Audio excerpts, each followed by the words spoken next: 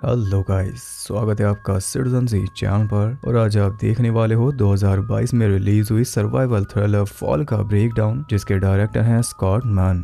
इस मूवी का मुझे बहुत ज़्यादा वेट था क्योंकि इसका कॉन्सेप्ट बहुत ज़्यादा इंटरेस्टिंग है। तो लड़कियां एक 2000 फीट के टावर पर फंस जाएंगी। ये काइंड ऑफ फ्रोजन है एक रेगिस्तान में। आप भी ये मूवी ज़रूर देखना क्योंकि इसमें एक खतरनाक ट्विस्ट भी है। तो अब ज़्यादा देर ना करते हुए जल्दी से स्टोरी स्टार्ट करते हैं।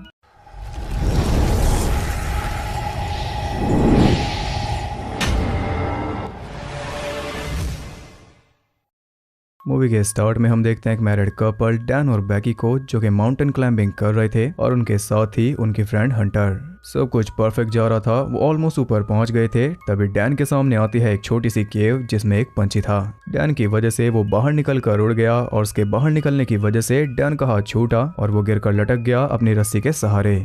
उसका बैलेंस पूरी तरह बिगड़ चुका था, इसलिए वो दोबारा पकड़ नहीं बना पा रहा। तब बैकी उसकी हेल्प करती है लेकिन कोई फायदा नहीं होता। उल्टा रस्सी फ्री हो जाती है और उन दोनों के सामने ही डैन नीचे गिरकर मर जाता है। ये हुआ था 51 हफ्तों पहले, यानी कि ऑलमोस्ट 1 साल पहले। लेकिन बैकी अब तक उस दिन को भुला नहीं पाई। वो उसी पल में फंसी है। डैन अब भी उसके दिमाग से नहीं निकला, यहाँ तक कि डैन की राख भी अब तक पैक्ड है। इस गम से निकलने के लिए वो बहुत ज्यादा पीती है, लेकिन इससे उसका नुकसान ही है, फायदा नहीं। अब भी वो रोज डैन को कॉल करती है, जिसका कोई फायदा नहीं होता। उसका इकलौता सहारा है उसका डैड, जो कि उसकी हेल्प करना चाहता है, लेकिन बैकी उसे पास भटकने भी नहीं देती। उसे लगता है कि ये बस ज्ञान देगा और क्या, जबकि जेम्स को उसकी खुद से भी ज्यादा चिंता है। वो चाहता है कि ये फिर से अपनी लाइफ जीना स्टार्ट करे, लेकिन इसका प्लान कुछ और है। घर जाकर वो सुसाइड कर रही थी कि तभी उसका फोन बजता है और फोन था हंटर का, जो कि 1 साल से गायब थी। आज अचानक वो इससे मिलने आ गई क्योंकि उससे हेल्प मांगी जेम्स ने। शायद यही बैकी को समझा सके। अब समझाने का तो पता नहीं, लेकिन ये फिर से इसे जिंदा करना चाहती है एक एडवेंचर पर ले जाकर, क्योंकि 1 साल से ये यहीं पर कैद है। ये एक 2000 फीट ऊंचा टीवी टावर चढ़ने वाली है, जो कि आउट ऑफ सर्विस है। ये इनके पुराने दिनों को फिर से ताज़ा कर देगा, लेकिन बैकी ये करना नहीं चाहती। लाख समझाने पर भी उसने साफ मना कर दिया। लेकिन अगली सुबह डैन की धूल खाती राख देखकर उसका मन बदल गया। अब ये जाएगी और टावर के ऊपर चढ़कर डैन की राख को बिखेरेगी ताकि डैन को मुक्ति मिल जाए। वो दोनों चल दिए और जाते हुए बैकी हंटर के फोन में कुछ पुरानी फोटोज देख रही थी, जिनमें से एक में हंटर के ऊपर किसी लड़के का हाथ था। लेकिन जहाँ तक बैकी जानती है, इसका तो कोई फ्रेंड या बॉयफ्रेंड था ही नहीं। हंटर भी कुछ नहीं बताती उस हाथ के बारे में। जेम्स भी लगातार उसे कॉल कर रहा था, लेकिन वो आंसर करती नहीं। ये रात वो रुकते हैं एक मोटल पर और हमें पता चलता है कि हंटर एक व्लॉगर बन चुकी है यूट्यूब पर, और वो भी सिर्फ पैसे के लिए। वो टावर वहां से भी दिख रहा था और उसके ऊपर लाइट भी जल रही थी ताकि एरोप्लेन्स को वो दिख जाए।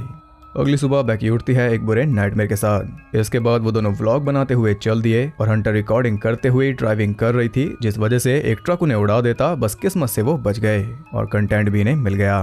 खैर, आगे बढ़ते हुए वो पहुंच जाते हैं टावर के एरिया में जहां अंदर जाना मना था। अब वापस तो ये जाने से रहे, इसलिए आगे जाएंगे पैदल ही। व्लॉग बनाते हुए वो आगे चल दिए। तभी वो देखते हैं 2 वल्चर्स को, जो कि एक जानवर को खा रहे थे, और वो जानवर अभी जिंदा था। यही नेचर का रूल है, जो खुद को बचा नहीं सकता वो नहीं बचता। यहाँ भी हंटर को थोड़ा कंटेंट मिल गया। उसने जानवर की फोटो अपलोड कर दी और धड़ाधड़ लाइक्स आने लगे। तभी उन्हें एहसास होता है कि वो टावर तक पहुंच चुके थे। हंटर तो व्लॉगिंग में लग गई थी, लेकिन टावर को पास से देखकर बैगी की हिम्मत जवाब दे गई। उसके हाथ पैर कांप रहे थे क्योंकि पुरानी यादें भी साथ हैं। यह हंटर उसे तसल्ली देती है, ये कहकर कि डैन के मरने के बाद मुझे अपनी परछाई से भी डर लगने लगा था, लेकिन मैंने उसे ओवरकम किया और आज तुम्हें भी करना होगा। हंटर ने खुद को उसके साथ रस्सी से बांधा और दोनों चल दिए। हंटर आगे थी और बैगी पीछे। उस टावर पर पूरी तरह जंग लगा था, सीढ़ी भी पूरी हिल रही थी, लेकिन हंटर का हौसला नहीं हिला। वो आगे बढ़ती गई जबकि पूरा टावर कांप रहा था। बैगी भी हिम्मत करके आगे बढ़ती जा रही थी। तभी अचानक जो स्टेप उसने पकड़ा वो टूट गया और वो बाल बाल बच गई। अब अगर यहाँ टूट रहा है तो आगे भी टूट सकता है, लेकिन इतना कौन सोचे। हम देखते हैं कि कई सारे नट बोल्ट्स भी फ्री थे, क्योंकि टावर बहुत ज्यादा पुराना है और इसी हालत की वजह से तो आउट ऑफ सर्विस है। लगभग आईफिल टावर की हाइट से ऊपर पहुंचकर उन्होंने पानी पिया और वहां से टाउन ऐसा दिख रहा था जैसे कि टॉय टाउन। ऐसे ही करते करते उन्होंने अंदरूनी सीढ़ी को खत्म कर लिया, यानी कि 1800 फीट की चढ़ाई हो गई। अब बचे हैं 200 फीट, जो करने होंगे बाहर की सीढ़ी से। और जैसी हवा चल रही है उस हिसाब से तो मुश्किल है। यहाँ पहुंचकर बैकी की पूरी दुनिया घूम गई थी। एक तो बॉडी की हालत, ऊपर से तेज हवा, ऊपर से ऊंचाई और ऊपर से टावर की हालत। उसे और ऊपर नहीं जाना था, लेकिन हंटर ने तो स्टार्ट भी कर दिया, इसलिए अब इसे भी जाना पड़ेगा। इस सीढ़ी का और भी ज्यादा बुरा हाल है क्योंकि ये बाहर की साइड है। आधे रास्ते पहुंचकर उन्हें डिश पार करनी थी, वो भी सीढ़ी के साइड से। ये कारनामा भी हंटर ने हंसते हंसते कर लिया। फिर उसने बैकी की हेल्प की। वो काफी डर रही थी, इसलिए हंटर उसे और डराने लगी सीढ़ी हिलाकर, जिससे नट बोल्ट और ढीले हो गए। कम से कम मजाक तो जगह देख कर करो। उसी टाइम एक बोल्ट निकलकर गिर गया। इसके बावजूद दोनों सही सलामत ऊपर चढ़ गए, लेकिन चढ़ते हुए एक और बोल्ट निकल गया था। अब ऊपर पहुंचकर तो उन्हें अलग ही फीलिंग आ रही थी, मानो दुनिया जीत ली। वहाँ भी थोड़ी फोटो वीडियो लेने के बाद हंटर ने उड़ाया अपना ड्रोन, जिससे और अच्छे शॉट्स ले लिए। ड्रोन बैकी को थमाकर वो खुद लच पर लटक गई, क्योंकि ऐसा कुछ करेगी तभी वायरल होगी। बिना किसी प्रोटेक्शन के एक हाथ से लटक कर उसने पूरी ऑडियंस की एंग्जाइटी ट्रिगर कर दी। लेकिन इतना ही नहीं था, ऊपर जाकर वो बैकी को कहती है कि अब तुम्हारी बारी, और ये सुनकर बैकी सुन थी। जैसे तैसे यहाँ तक ले आई, अब लटकाएगी भी। बैकी जानती थी कि उसकी नहीं चलेगी, इसलिए उसे राजी होना ही था।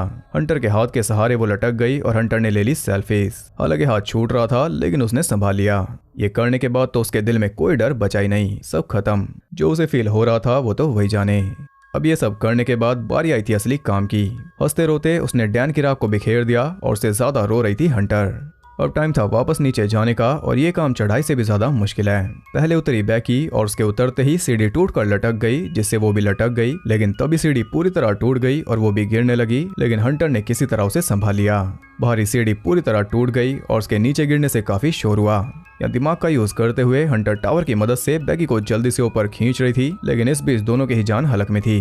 पूरा एफर्ट करके वो ऊपर तक आ गई और यहाँ दोनों पागलों की तरह हंस रहे थे, क्योंकि ये नहीं जानते कि सीढ़ी पूरी तरह टूट चुकी। जब नीचे देखा तब समझ आया कि अब ये फंस चुके, और यहाँ शुरू हुआ पैनिक, क्योंकि फोन में सिग्नल भी नहीं थे। वहाँ मौजूद बॉक्स में से उन्हें एक बायनोकुलर और एक फ्लेयर गन मिल गई, जो शायद इनके काम आएगी।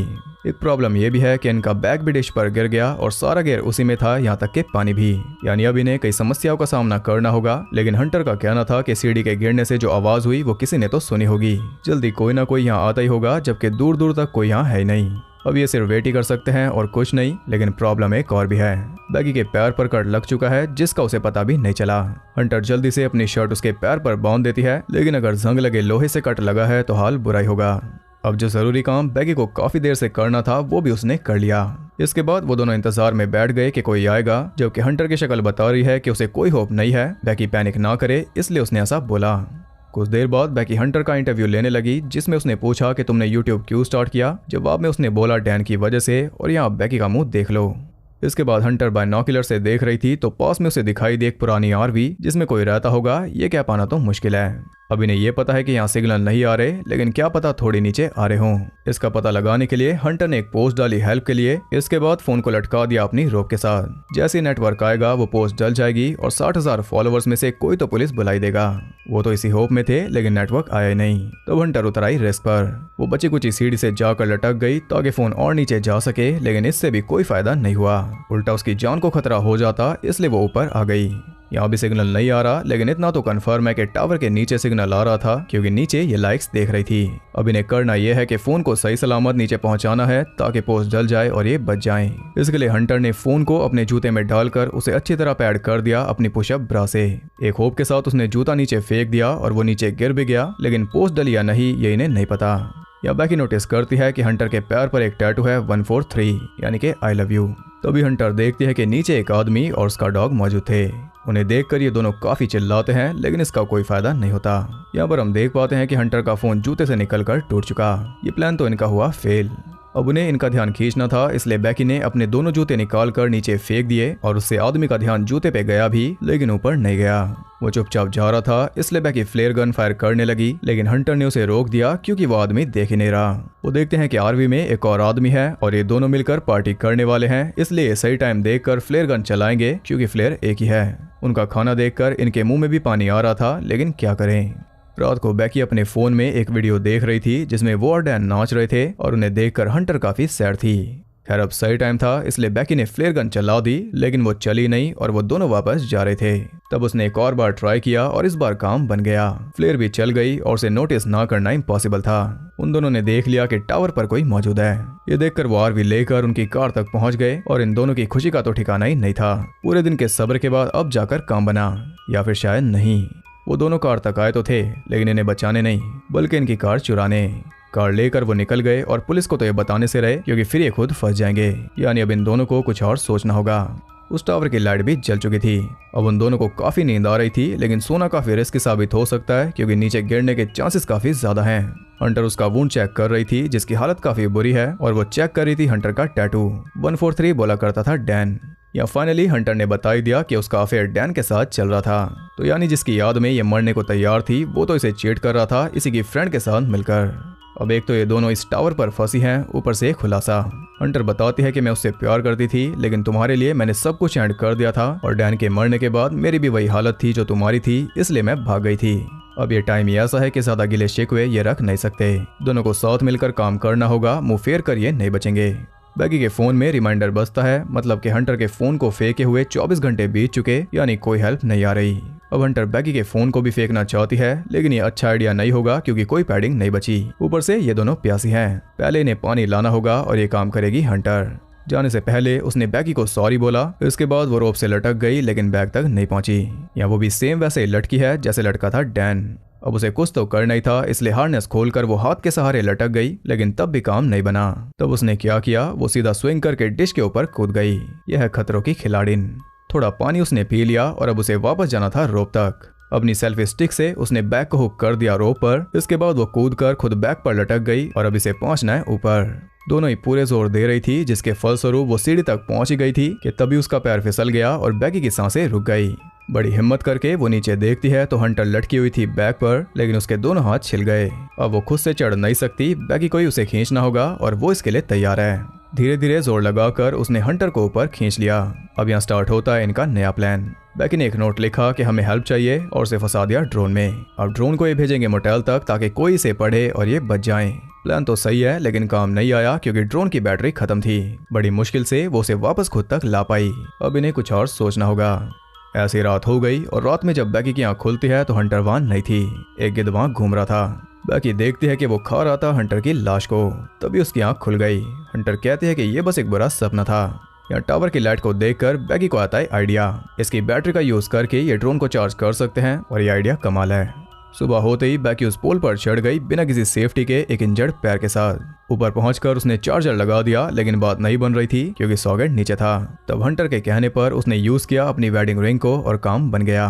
अब इसे सेम इसी पोजीशन में लटके रहना होगा भारी धूप में जब तक कि ड्रोन फुल चार्ज नहीं होता, और इसे और ज्यादा मुश्किल बनाने के लिए गिद्ध भी उस पर अटैक कर रहा था। इसी चक्कर में उसका बैग गिर गया नीचे और हंटर ने उसे पकड़ा भी नहीं। ऐसे हिम्मत करके वो चिपकी रही जब तक कि चार्जिंग फुल नहीं हुई। चार्ज होते ही वो आ गई नीचे। अब उसे 10 बजने का वेट करना था जब तक कि मोटेल का स्टाफ नहीं आता, लेकिन एक एक मिनट उसे हो रहा था भारी। अब उसे समझ आ रही थी अपने डैड की बातें। हंटर उसे काफी हिम्मत दे रही थी और किसी तरह 10 बजे तक उसने बैगी को होश में रखा। टाइम होते ही उसने ड्रोन उड़ा दिया और इस बार सब कुछ परफेक्ट जा रहा था। अब तो ये बच जाएंगी। ड्रोन मोटेल तक पहुंच गया था कि तभी एक ट्रक ने उसे उड़ा दिया। या इनका परफेक्ट अटैम्प्ट भी हो गया फेल। अब तो कोई होप बची नहीं। हालात और खराब करने तूफान भी आ गया। बैगी बेहोश हो रही थी, लेकिन हंटर कहती है कि तुम सो नहीं सकती, नहीं तो गिद्ध तुम्हें जिंदा ही खाना शुरू कर देंगे। तुम्हें एनर्जी के लिए कुछ खाना होगा, लेकिन खाना तो इसके पास है ही नहीं। हंटर कहती है कि ध्यान से देखो। तब बैगी कहती है कि अपना जूता दो, मैं अपना फोन नीचे फेंकूंगी, लेकिन जूता वो नहीं दे सकती क्योंकि जूता तो उसके साथ ही पड़ा है नीचे। जी हाँ, जब इसका पैर फिसला था तो ये बैग पर नहीं गिरी थी, बल्कि ये डिश पर गिरकर मर गई थी। बैगी ने सिर्फ बैग ऊपर खींचा था। इसकी बॉडी को गिद्ध खा रहे हैं। बस बैगी ये बात एक्सेप्ट करना नहीं चाहती कि वो अकेली है, जबकि उसके बाद से इसने सारा काम अकेले किया और अगर यहाँ से जिंदा निकलना है तो आगे भी करना होगा। तूफान भी वो कैसे न कैसे निकाल रही थी। इसके बाद उसने जेम्स के लिए एक मैसेज रिकॉर्ड किया और हम देख पाते हैं कि वो भी इसके लिए काफी परेशान है। अगली सुबह वो एकदम बेजान पड़ी थी। उसके घाव की स्मेल से गिद्ध वहां आकर उसे खाने लगा, तो भी उसने गिद्ध को पकड़ लिया। उसे लोहे पे मार मार कर बैगी ने उसकी जान ले ली क्योंकि इसे चाहिए एनर्जी। गिद्ध को खाकर उसमें थोड़ी जान आई। अब यह टाइम है आखिरी प्लान का। रोप को सीढ़ी पर हुक करके वो पहुंच गई नीचे, फिर खुद को फ्री करके वो भी कूद गई हंटर की बॉडी के पास जहां गिद्ध मौजूद था, लेकिन बैगी की आंखें देखकर वो भाग गया। यहाँ इसकी लाइफ पूरी तरह घूम चुकी। मूवी के स्टार्ट में ये मरना चाह रही थी, अब इसे किसी भी हालत में जीना है। इसके बाद उसने मैसेज लिखा अपने डैड को और फोन को हंटर के जूते में डाल दिया।